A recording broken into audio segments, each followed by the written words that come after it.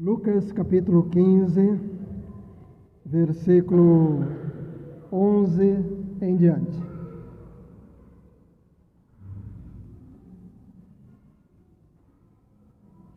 Acharam?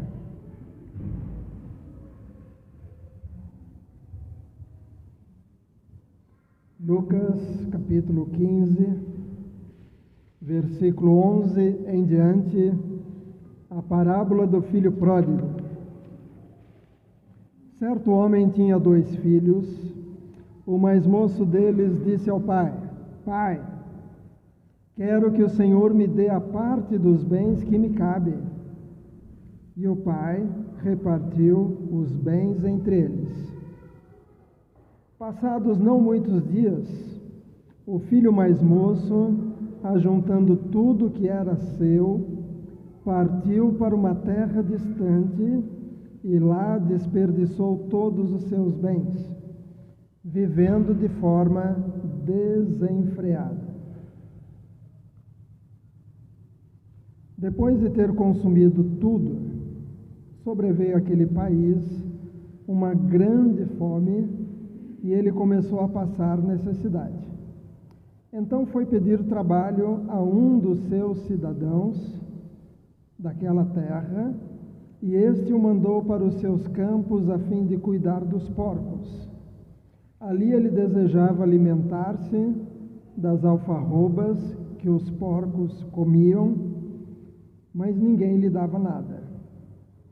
Então, caindo em si, disse: Quantos trabalhadores de meu pai têm pão com fartura, e eu aqui estou morrendo de fome. Vou me arrumar, voltar para o meu pai e lhe dizer: Pai, pequei contra Deus e diante do Senhor, já não sou digno de ser chamado de seu filho. Trate-me como um dos seus trabalhadores. E arrumando-se, foi para o seu pai. Vinha ele ainda longe, quando seu pai o avistou, e compadecido dele, correndo, o abraçou e beijou. E o filho lhe disse: Pai, pequei contra Deus e diante do Senhor, já não sou digno de ser chamado de seu filho. O pai, porém, disse aos servos: Tragam depressa a melhor roupa e vistam nele, ponham um anel no dedo dele e sandálias nos pés. Tragam e matem o bezerro gordo. Vamos comer e festejar, porque este meu filho estava morto e reviveu. Estava perdido e foi achado. E começaram a festejar. Ora, o filho mais velho estava no campo, e quando voltava, ao aproximar-se da casa, ouviu a música e as danças. Chamou um dos empregados e perguntou o que era aquilo. E ele informou: o seu irmão voltou, e por tê-lo recuperado com saúde, o seu pai mandou matar o bezerro gordo. O filho mais velho se indignou e não queria entrar. Saindo, porém, o pai procurava convencê-lo a entrar. Mas ele respondeu ao seu pai: Faz tantos anos que sirvo o Senhor e nunca transgredi um mandamento seu. Mas o Senhor nunca me deu um cabrito sequer para fazer uma festa com os meus amigos. Mas quando veio este seu filho, que sumiu com os bens do Senhor, gastando tudo com prostitutas, o Senhor mandou matar o bezerro gordo para ele. Então o pai respondeu: Meu filho, você está sempre comigo. Tudo que eu tenho é seu. Mas era preciso festejar e alegrar-se, porque este seu irmão estava morto e reviveu, estava perdido e foi achado. Amém? O pastor Macedo trouxe uma palavra sobre finanças domingo passado. O profeta, que uma mulher, esposa de um profeta, chega e diz: meu marido, um dos profetas, morreu, deixou uma dívida e agora o credor quer levar os meus filhos como escravos para pagar a dívida. E a mensagem que o pastor Macedo trouxe é: quando tiver uma necessidade, procure a ajuda de Deus, obedeça o que Ele mandar fazer, e depois, com o fruto do trabalho, faça o quê? Primeiro, pague as dívidas e depois viva do resto. Eu gostei que ele falou de finanças, porque eu já estava com essa passagem no meu coração, já faz alguns dias, e está dentro do assunto. E nós vamos continuar um pouquinho. Vamos falar sobre vida financeira em 3 situações deste jovem. Vida financeira em 3 situações diferentes.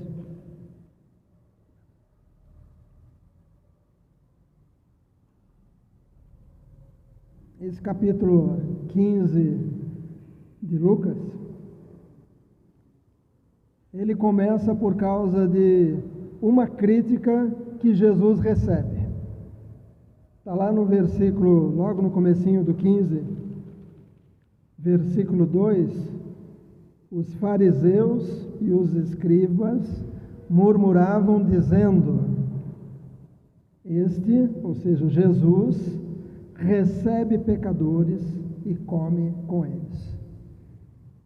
Jesus recebe pecadores e come com eles. Em outras palavras, ao invés dele ficar conosco, os que são puros, os que são perfeitos, ao invés de ficar conosco, ele fica com os pecadores. E ele ainda come com os pecadores. E aí Jesus conta essas 3 parábolas. Primeiro ele conta a da ovelha perdida, da dracma perdida e depois o do filho perdido. E há um versículo que Jesus diz o seguinte, está lá em Lucas 19:10, o Filho do Homem veio buscar e salvar o perdido. O Filho do Homem veio buscar e salvar o perdido. Aqueles homens que estavam dizendo, ele come com pecadores, eles estavam dizendo, nós somos perfeitos. Nós somos as pessoas que fazem tudo certo.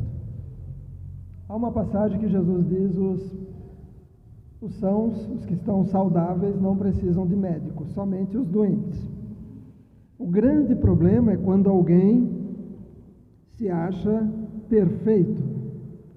O Paulo, escrevendo lá em 1 Timóteo 1,15, ele diz: Cristo veio ao mundo para salvar os pecadores. Vou repetir: Cristo veio ao mundo para salvar os pecadores, dos quais eu sou o principal. Não é que Paulo estava dizendo, eu sou o mais importante dos pecadores. Não, Paulo estava dizendo, eu sou o mais pecador dos pecadores. Paulo, o apóstolo, está dizendo, eu também. Eu que, quando Estevão foi apedrejado, eu estava tomando conta das capas dos que estavam apedrejando Estevão, o primeiro mártir do cristianismo. Eu que mandava prender os cristãos. Então ele está dizendo, eu sou o principal dos pecadores. Ele está dizendo, eu não estou fora. Eu estou dentro do grupo dos pecadores a quem Cristo veio buscar. Então, nessas 3 parábolas, a primeira da ovelha perdida, Jesus conta que um homem tinha 100 ovelhas e sumiu uma. E ele sai à noite procurando aquela uma ovelha, ele deixa as 99 guardadas e ele sai procurando uma, e quando ele encontra, ele põe no ombro e ele vem feliz, dizendo, ali no versículo 6, 5, aliás, e quando a encontra, põe-na sobre os ombros, cheio de alegria, e indo para casa se reúne os amigos e vizinhos, dizendo-lhes: alegrem-se comigo, porque já achei a minha ovelha perdida. Se no mundo tivesse 100 pessoas e das 100, 99 se achassem perfeitas, e você fosse o único dizendo: eu sou pecador, Jesus viria por você. Aqui é 1%. Essa primeira parábola de Jesus. Parábolas eram histórias que Jesus contava e no final ele trazia um ensinamento. Quando éramos crianças, a gente ouvia a história dos 3 porquinhos, que um fez uma casa de palha, o outro fez uma casa de tábuas, e o último gastou tempo e fez uma tábua de tijolos, e o lobo chegou e soprou a casa de tábua, soprou a casa de palha, mas quando chegou a de tijolos não conseguiu. E a historinha era para dizer para a gente: não seja preguiçoso. É claro que essa história, com certeza, a base está lá a casa do sábio, a casa do tolo. Um construiu uma casa boa em cima da rocha, o outro construiu de qualquer jeito. Mas Jesus conta a história das ovelhas. Depois ele conta da dracma perdida, uma mulher que tinha 10 moedas e uma se perdeu, 1/10. Se houvesse 10 pessoas no mundo e 9 se achassem justas, perfeitas, eu não faço nada de errado, eu sou bom, e você fosse o único dizendo: eu sou pecador, eu preciso de socorro, Jesus teria vindo por você. E nessas duas, Jesus termina dizendo, ali no versículo 7, digo a vocês que assim haverá mais alegria no céu por um pecador que se arrepende do que por 99 justos que não necessitam de arrependimento. Quem eram os 99 justos? Eram os fariseus, os escribas, o pessoal do templo, os judeus da liderança, que eles achavam que eram perfeitos.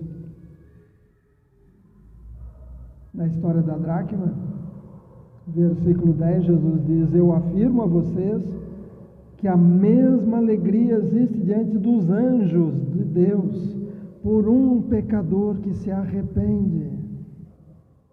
Então, quando Jesus está falando com os fariseus, ele está dizendo: vocês precisam se arrepender também, porque alguns eram orgulhosos, outros eram religiosos, outros eram roubadores, mas eles se escondiam atrás de uma casca de perfeição. E aí Jesus conta a parábola do filho perdido. Agora são só 2, e um filho se perde, metade, 50%. Se houvesse 2 pessoas no mundo e você fosse a única percebendo: eu sou pecador, Jesus viria por você, Jesus morreria por você. Mas nós vamos ver vida financeira em 3 etapas desse jovem.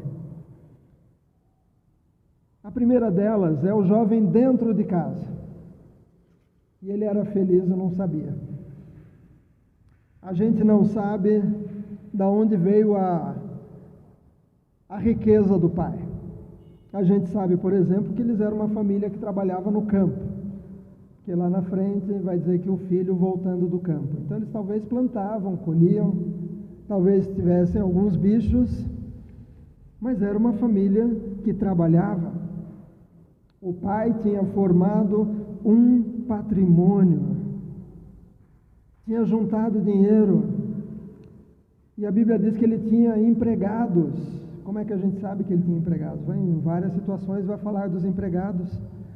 Lá na frente o próprio jovem vai dizer: lá na casa do meu pai os empregados comem pão com fartura. Não era empregado que passava fome, comiam pão com fartura.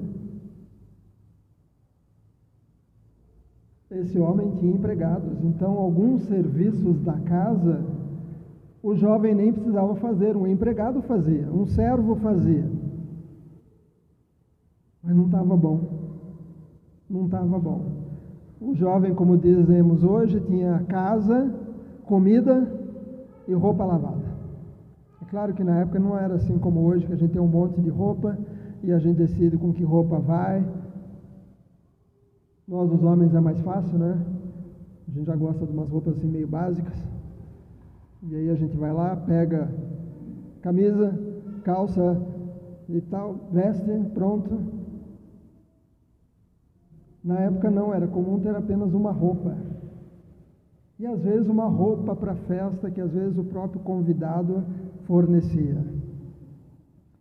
Mas esse jovem tinha casa, comida, roupa lavada, tinha empregados, mas ele não se achava feliz. Tanto assim que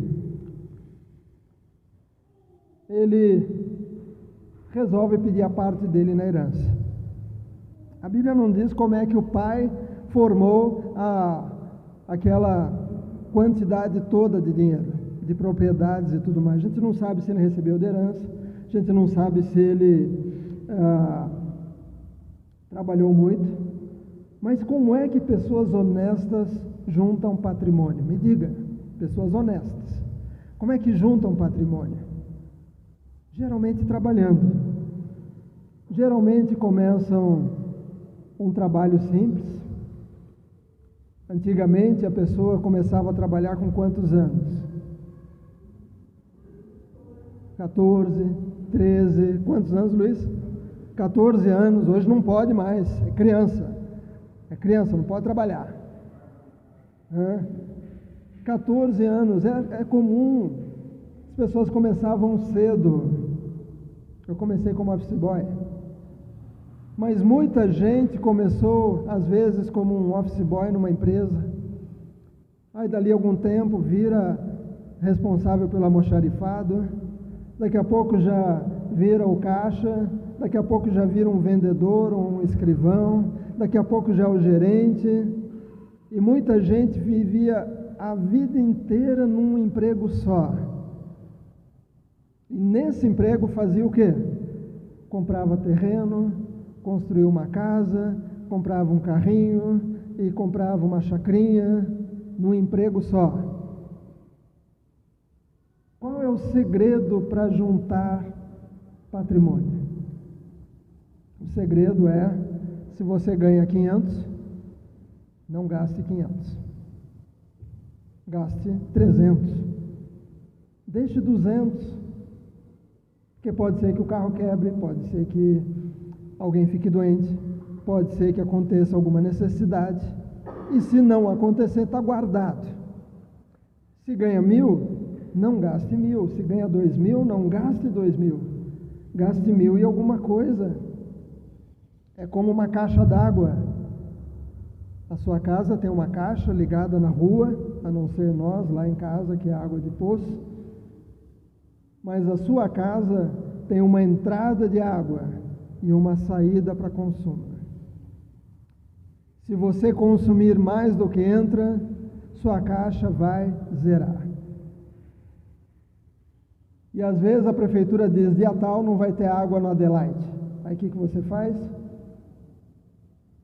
Você toma um banho mais curto, lava a mão mais rapidinho, desliga a torneira na hora que está escovando o dente. Você dá um jeito de economizar, porque a hora que acabar a água da caixa, acabou. Na vida financeira é a mesma coisa. Em algumas situações, às vezes perda do emprego, às vezes o marido perde o emprego, às vezes é a esposa que perde o emprego, às vezes são alguns clientes que somem, às vezes se alguma situação mudou de área, é hora de fechar a torneira e dizer, apesar de que a gente estava já gastando menos do que entrava, nós vamos gastar menos ainda, para durar o máximo. Provavelmente o pai desse jovem fez isso por muito tempo, até chegar esse momento dele ter patrimônio. Semana eu vi um post que chegou no meu WhatsApp, uma foto de crianças sem sapato, os chinelinhos no chão, sentados num caixote, com uma mesa feita com tábuas, e embaixo estava escrito: assim estudaram a maioria dos pais que construíram patrimônio e hoje os filhos reclamam de tudo. Reclamam de tudo. Eu já falei para vocês que as roupas lá em casa iam passando de um para outro, né? A pior foi a blusa com umas rosinhas assim, umas florzinhas que eram da Maria Esther. Aí passou para o Manuel. Aí o Manuel cresceu, chegou para a minha vez e eu tive que usar aquela roupa com um monte de florzinha. E você olha as fotos antigas, está lá Maria Esther com a mesma blusa, depois Manuel com a mesma blusa, depois eu com a mesma blusa. Era assim, gente. O jovem era feliz e não sabia. Quando foi para Manaus, passaram uns dias lá, casamento do Lucas, meu sobrinho.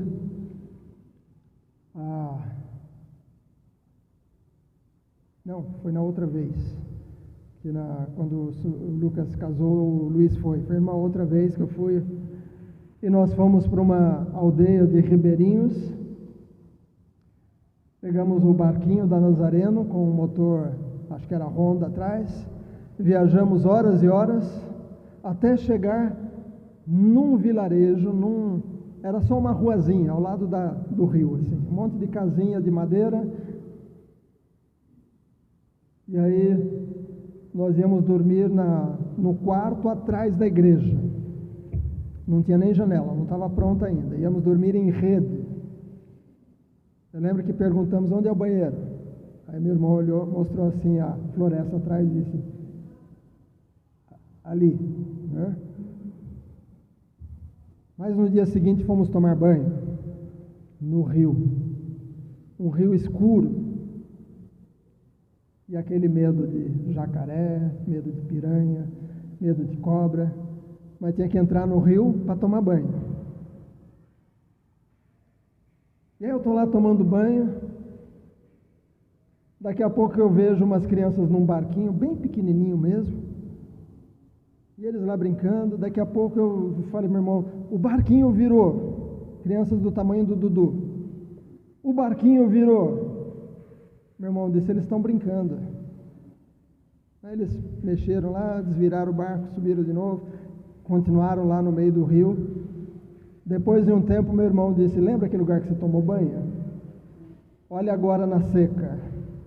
O barco ficava bem baixa, uma montanha muito íngreme, e tinha que subir tudo aquilo para chegar lá onde a gente tomou banho. Então, aonde os meninos estavam brincando, eram andares e andares de profundidade. E as crianças estavam felizes, brincando com um barquinho velho. E esse jovem, com casa, comida, roupa lavada, não se sentia feliz. E aí nós temos a segunda etapa. Na primeira nós vimos que o pai juntou dinheiro, provavelmente gastando menos do que ganhava. Continua ainda hoje a mesma coisa.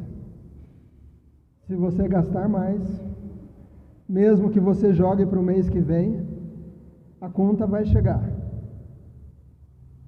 A conta vai chegar. Alguém disse: seja corajoso como um boleto, ele sempre vence. Um dia ele vence. Aí o jovem resolve sair. Ele fala com o pai, ele pede a parte dele dos bens. É claro que não foi metade. Hoje seria, quando tem uma disputa de herança, se são 5 filhos, o valor é dividido por 5. Na época, o mais velho recebia uma parte maior e o mais novo uma parte menor. A gente não sabe quanto foi, mas o jovem recebeu uma parte e ele junta tudo que era dele e ele vai embora. Não é que ele vai para outra cidade e compra uma fazenda, agora a fazenda dele. Eu vou ter as minhas ovelhas. Se ele tivesse feito isso, depois de um tempo as ovelhas dariam cria e ele aumentaria o plantel. se ele plantasse na fazenda que ele poderia ter comprado, viria colheita, ele teria colheita farta. Não, mas ele não foi para investir, ele foi para gastar o dinheiro. Porque ele pensou: eu sou infeliz na casa do meu pai, mas quando eu pegar o meu dinheiro e eu for embora, eu vou ser feliz. Sabe de uma coisa? Sempre vai aparecer alguém para te ajudar a gastar dinheiro. Sempre. Uma vez estávamos conversando com um homem aqui do bairro,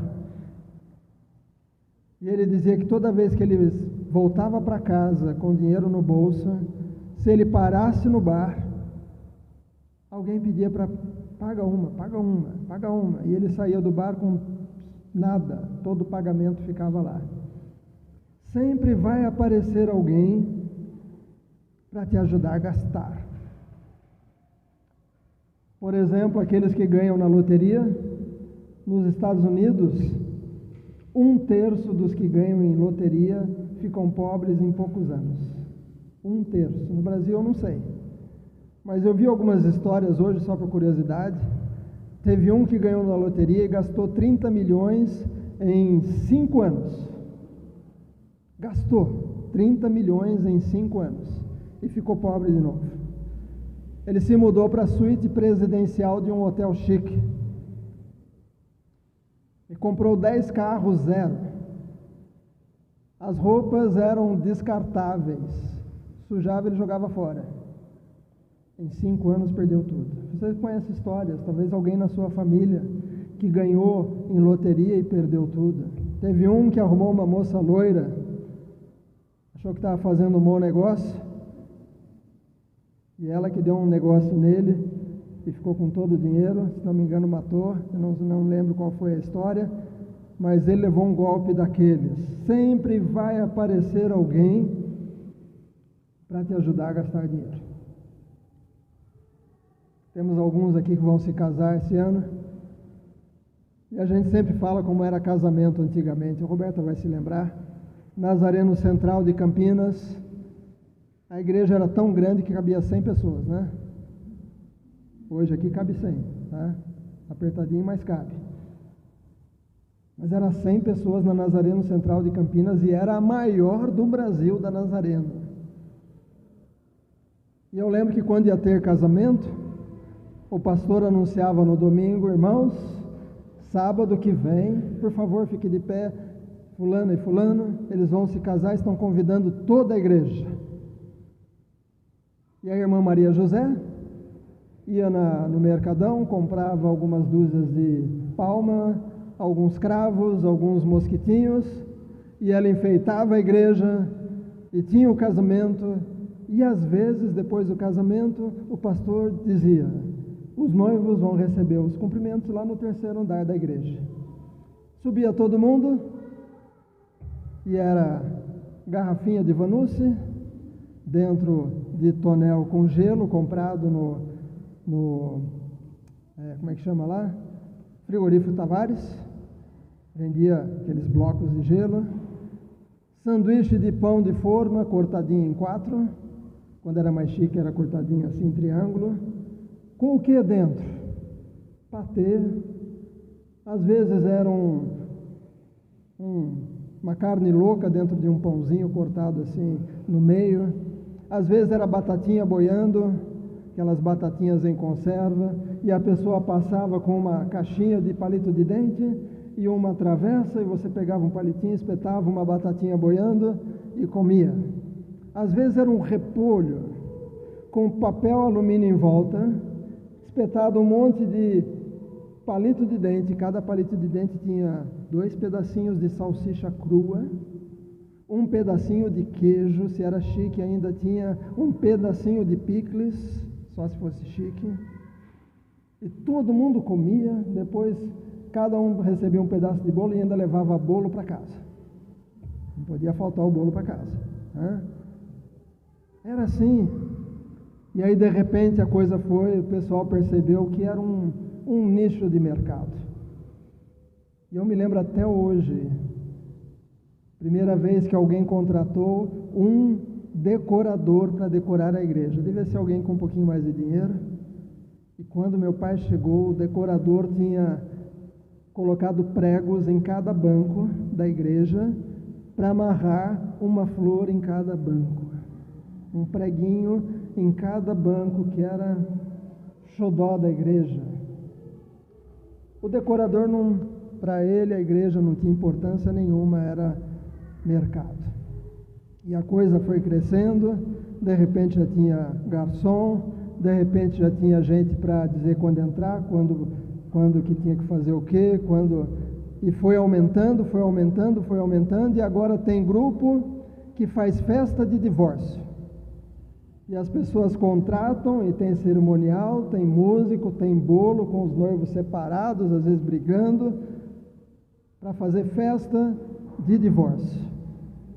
E tem gente que paga a festa do divórcio.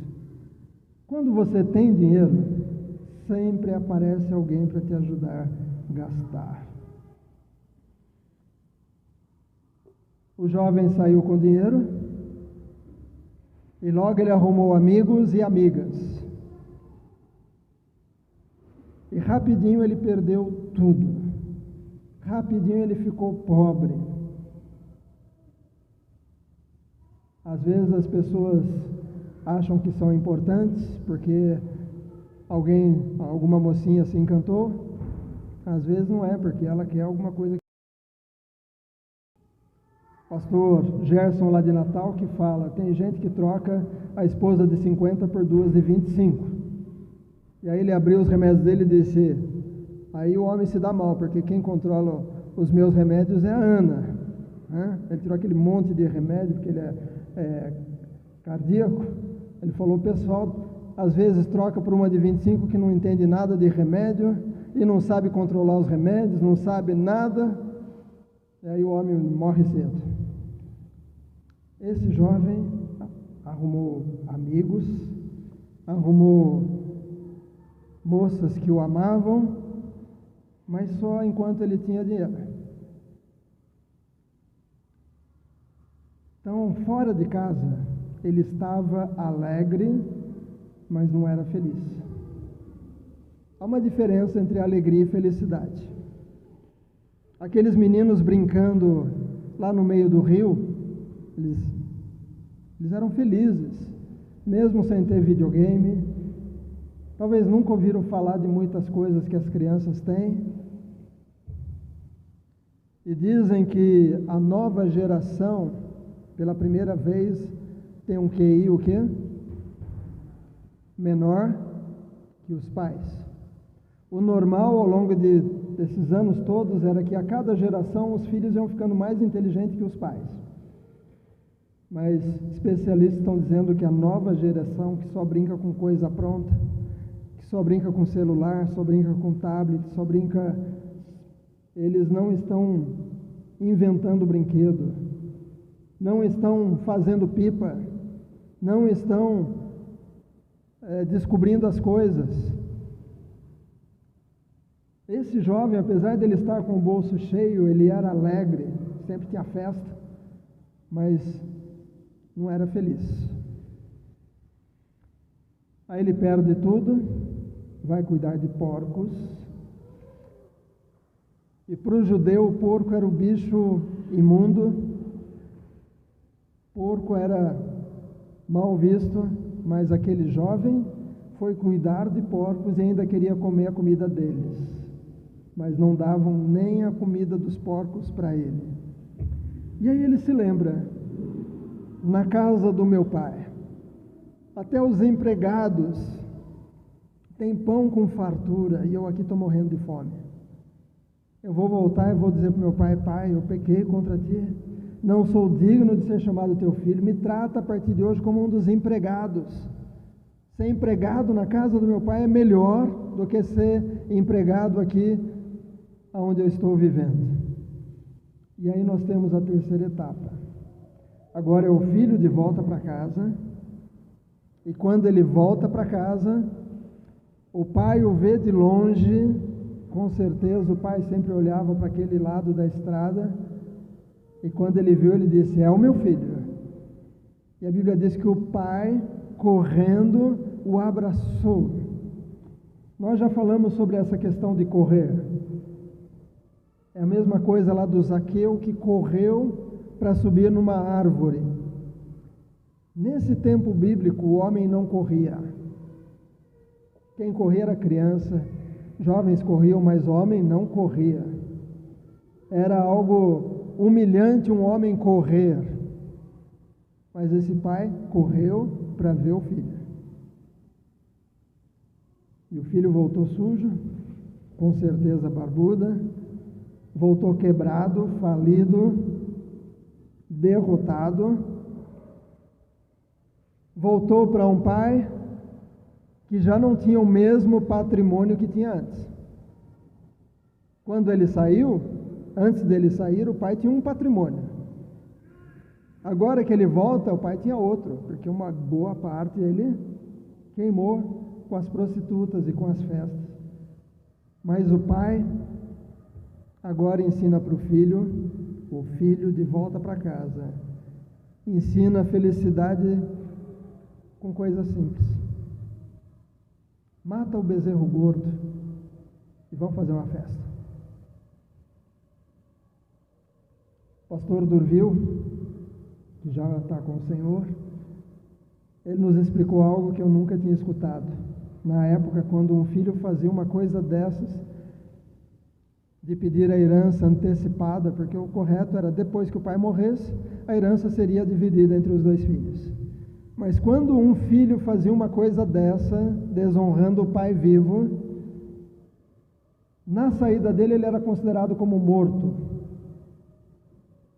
Ou então, o pai pegava um animal, filhotinho, tirava da mãe daquele animal, trazia para dentro de casa e dava um nome para o animalzinho do nome do filho que foi embora. Digamos que ele se chamasse Daniel, e aí o pai iria dizer: cadê o Daniel? Ah, está ali fora, traz ele para cá que é hora de comer.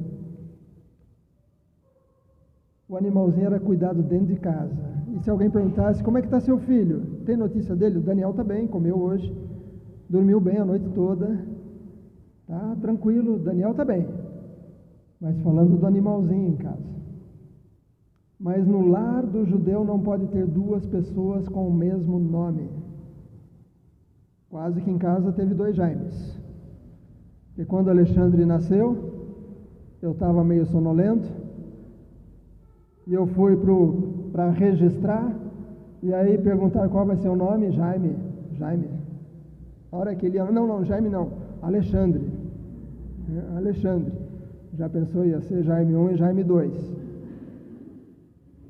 Mas na família do judeu não podia ter duas pessoas com o mesmo nome dentro de casa. Então, quando o filho pródigo volta, para ele entrar em casa, como agora tinha um filho com o nome dele, aquele animalzinho tinha que morrer para o filho voltar para dentro de casa. Esse bezerro gordo que foi morto era aquele que tinha o nome do filho que foi embora. Para nós voltarmos para casa, quem morreu? Jesus, o Cordeiro de Deus. Para nós voltarmos para casa. E aí o pai faz uma festa, com música, com danças, mas com pessoas que se importavam com o jovem. Diferente das festas que ele deu e pagou, talvez com muitos músicos profissionais e tudo mais, agora ele está em casa com uma festa, com amigos, com parentes, gente que estava celebrando que ele tinha voltado. Não voltou com dinheiro, não voltou bem sucedido, não voltou um homem famoso, mas eles fizeram festa para ele. Às vezes a festa lá na sua casa não precisa ser cara. Pode ser dentro do seu orçamento. E se você fizer uma festa cara, fora do orçamento, vai gastar mais do que você pode. Eu achei interessante uma mãe que o filho arrumou um serviço e ele disse: mãe, vamos comer aquela lanchonete que tem um M bem grande na frente. Não recebo nada deles, mas aí foram lá na lanchonete comer. Aí a mãe disse: eu quero aquele. Mãe, aquele é caro. Ela disse: mas quando eu estou pagando é aquele que você compra, é aquele que você pede. Dinheiro é para gastar com quem você ama. Eu quero aquele. Né? E ela comeu aquele caro mesmo, para ele aprender a gastar o dinheiro com a mãe dele. Ela sempre gastou com ele, agora é a vez dele gastar com ela.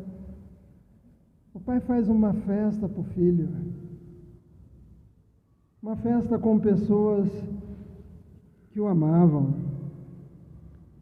Uma festa celebrando que ele voltou. Lembra que Jesus disse: tem festa no céu quando um pecador se converte. Aí vem o filho mais velho, escuta a música, fica bravo, porque o pai está dando festa para um filho que saiu e gastou todo o dinheiro com prostitutas. De quem Jesus estava falando nessa parábola? Daquele filho que fica bravo porque está uma festa para o filho mais novo. Jesus está falando para aqueles escribas e fariseus que estavam reclamando: recebe pecadores e come com os pecadores. Jesus veio por mim e por você.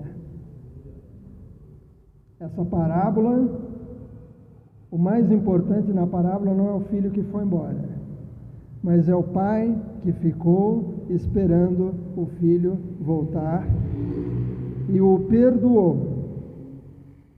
E o pai que, ao perdoar, disse para os empregados: tragam roupa nova para ele, coloquem anel no dedo. O anel era símbolo de que ele era da família, não era empregado. Tinha um anel da família, coloquem um anel no dedo dele. Vamos celebrar. Vamos celebrar. Financeiramente, aprenda a ser feliz com o que você tem, com o carro que você tem, e vai juntando aos poucos. Um dia você pega um outro. Melhor coisa é pegar e sair da loja sem carnê. Já falamos isso aqui. Sem carnê no porta-luvas. A casa que você tem. Como é que os nossos pais arrumavam casa? Eles compravam um terreno num lugar, às vezes rua de terra.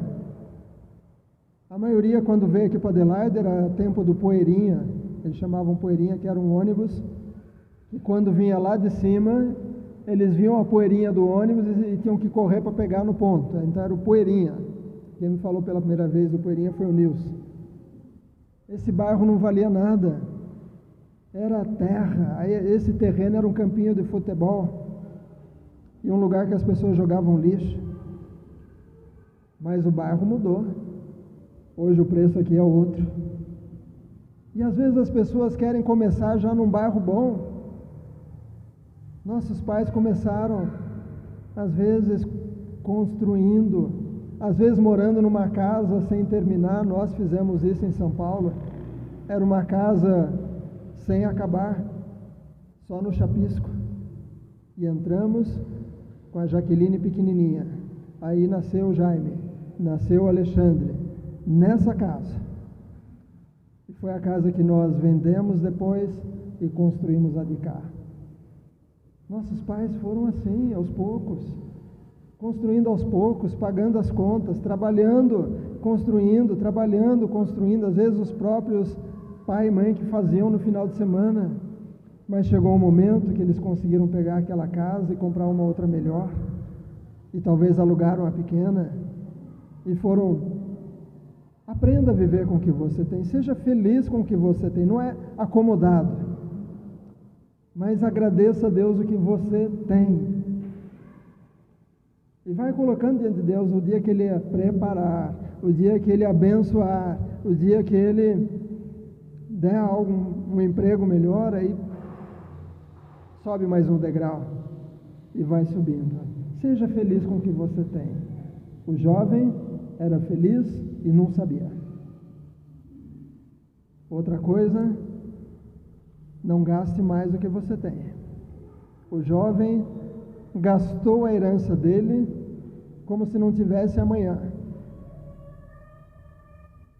Há muito tempo atrás, o pastor Estevão Ripp, que alguns aqui conhecem, quando ele nos chamou para trabalhar em São Paulo, eu vim do Nordeste, o primeiro ministério foi lá em Recife, depois de sair do seminário, e o pastor Ripp disse: só que nós não vamos pagar o aluguel de vocês, porque muitos pastores, a igreja paga o aluguel, e depois eles mudam para outra igreja, a outra igreja paga um novo aluguel, e vão mudando, e quando chegam na velhice e terminam o pastoreio na última igreja, eles saem e não tem mais onde morar. Então ele disse: nós vamos pagar o salário para vocês, vocês vão precisar alugar uma casa, para que vocês vejam a necessidade de construir algo de vocês. E de fato, logo, logo, começamos a procurar terreno.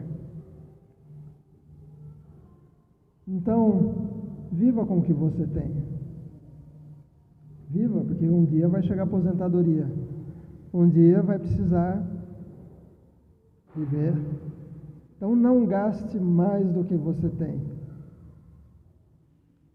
Gaste dentro do orçamento. Não precisa fazer continha. Se você é bom assim de mais ou menos ser organizado, você sabe se está saindo muito. Se você não é organizado, aí anota pelo menos um papel. Mas fique dentro do orçamento. Economize. Guarde. Guarde. E aprenda a celebrar os momentos com aqueles que você de fato ama. Aprenda a celebrar. Como a pastora disse, a Laura orou de novo hoje no café da manhã, dizendo: Deus, obrigado pelo hambúrguer que a tia Luciana fez só para mim. Que o dela não podia ter nada, era só pão e o hambúrguer. Porque já tinham feito um com queijinho, com não sei o que, ela não quis. Falou que não quero. Era assim: eu não quero, não quero. Ainda bem que já tinha lá na cozinha mais um sem nada, então foi só pão com hambúrguer. Mas ela agradeceu hoje. Aquele momento sentado na sala, pastora Lúcia, eu, Jaqueline, Dudu, Alexandre, Luciana, ficou marcado na cabeça dela. Ficou marcado. Aprenda a celebrar, mesmo sem gastar. Não precisa comprar o último videogame para o seu filho ser feliz. Às vezes ele só quer que você brinque um pouco. O Dudu não quis brincar de jogo da memória com o Chan, porque o Chan ganha, né?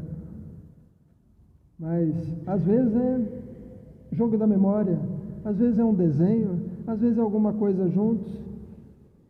Aqui o pai celebrou com o filho. Talvez quem tocou não era profissional, que tinha música. As danças eram de gente da família ali dançando, festejando com ele, mas eram pessoas que o amavam, o pai e os convidados que vieram. O pai, mesmo tendo perdido uma boa parte do seu patrimônio que o filho gastou, ele ainda soube fazer festa para o filho com aquilo que restou. Eu não sei como estão suas finanças. Cada um aqui talvez está passando por uma fase da vida. Alguns já passaram da fase da tribulação. Alguns talvez estão passando por ela. E a gente vai avançando e às vezes as contas vão ficando maiores, né? Às vezes os tombos também vão sendo maiores. Mas aplique isso na sua vida. Aprenda a ser feliz com o que você tem. Aprenda a gastar menos do que você recebe a cada mês. Aprenda a economizar e ir pondo mais.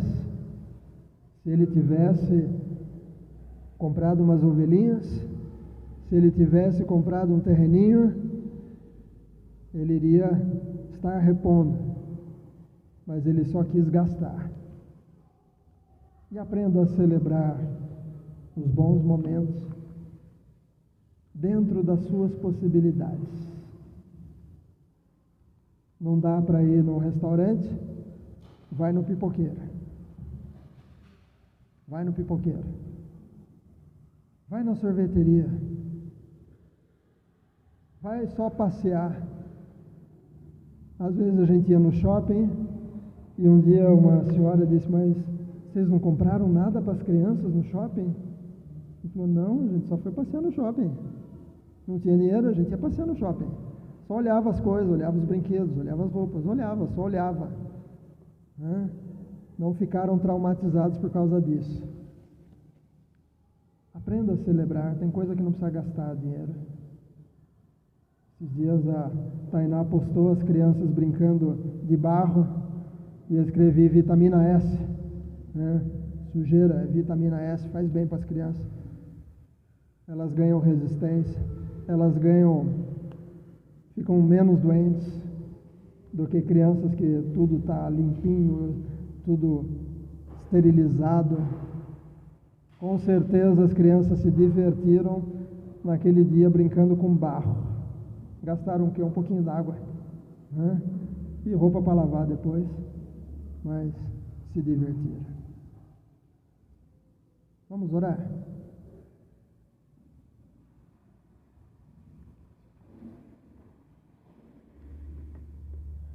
Ó Deus, alguns aqui recebem aposentadoria. Que a aposentadoria seja usada dentro desses princípios e o Senhor vai abençoar muito, muito mais do que quem recebe a mesma aposentadoria e sai gastando de qualquer jeito. Ó Deus, alguns aqui têm emprego e se aplicarem os princípios bíblicos, vão construir patrimônio melhor do que alguns que estão na mesma função, trabalhando na mesma empresa, com o mesmo salário, mas que no happy hour gastam antecipadamente uma boa parte do que vão receber depois. Deus nos ensina a sermos bons administradores daquilo que o Senhor coloca em nossas mãos. Ensina-nos a viver com sabedoria. Ensina-nos a nos alegrar com aquilo que temos, sermos felizes com o que temos, usarmos dentro do orçamento sem exagero de consumismo. Ensina-nos a celebrar, ainda que seja em tempos difíceis, mas celebrar, ainda que seja com um refrigerante. Abençoa a tua igreja, abençoa as famílias, abençoa, Senhor, os jovens especialmente, de forma que desde já eles comecem a analisar esses princípios bíblicos, para que eles desde já comecem a economizar, comecem a ter sonhos e comecem a arrumar formas de fazer um trabalhinho aqui, um trabalhinho ali, se preparar para o mercado de trabalho e trabalhar muito bem, para que com o passar dos meses e dos anos haja um reconhecimento da importância ali dentro da empresa e que haja a opção de promoções. Abençoa, Senhor. Talvez alguns aqui estão preocupados com as finanças. As dívidas talvez estão grandes, mas o Senhor pode ensinar como quitar as dívidas, como reduzir os gastos, como andar dentro do orçamento. E talvez até, como o pastor Macedo ministrou semana passada, talvez até mesmo acrescentar mais uma renda com algo que tem em casa. Senhor, abençoa. Que haja, Senhor, em nossas famílias, saúde financeira, para que a gente saiba viver em toda e qualquer situação. E que a gente também ensine os nossos filhos, para que eles cresçam aprendendo que o dinheiro não cai do céu, para que os nossos filhos cresçam sabendo que eles vão ter que se esforçar, eles vão ter que planejar, eles vão ter que economizar. Senhor, que os nossos filhos cresçam compreendendo como é que as coisas funcionam. Em nome de Jesus. Amém.